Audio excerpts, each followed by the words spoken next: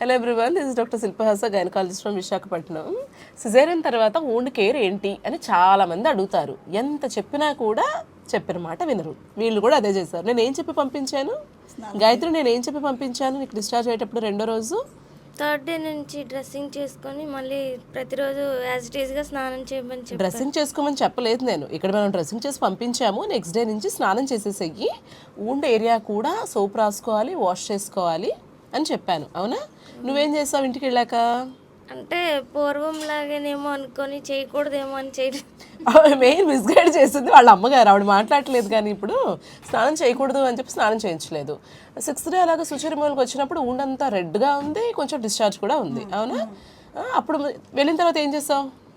చక్కగా రోజు స్నానం చేసేసి క్లీన్గా ఉంచుకున్నావు కదా ఊండ్. అవును మేడం. ఇప్పుడు ఎలా ఉంది ఊండ్? అసలు ఎంత నీట్గా ఉంది.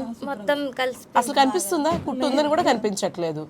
సో ఒక ఇన్స్ట్రక్షన్ మేము ఇచ్చాము అంటే దానికి రీజన్ ఉంటుంది. నమ్మకం పెట్టండి డాక్టర్స్ మీద. ఓకే, మీరు సొంతంగా ఏదో అనేసుకుని చేసేకండి. ఇప్పుడు మాకు కూడా డెలివరీలు సిజేరియన్లు అన్నీ అవుతాయి కదా, మరి ఏది మంచిదో అదే కదా చెప్తాం మేము.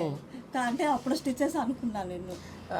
స్టిచెస్ ఓపెన్గా వదిలేస్తే గాలి పట్టేస్తుంది, నీళ్లు తాగితే స్టిచెస్లోకి నీళ్ళు వెళ్ళిపోతాయి, పైనుంచి నీళ్ళు స్నానం చేస్తే లోపలికి నీళ్ళు వెళ్ళిపోతాయి. అలా ఏమీ ఉండదు. మీరు ఎంత చక్కగా స్నానం చేసి క్లీన్గా ఊండి ఉంచుకుంటారో అంత మంచిగా హీల్ అవుతాయి స్టిచెస్. అదర్వైజ్ ఇన్ఫెక్షన్ ఎక్కువ అయిపోతుంది.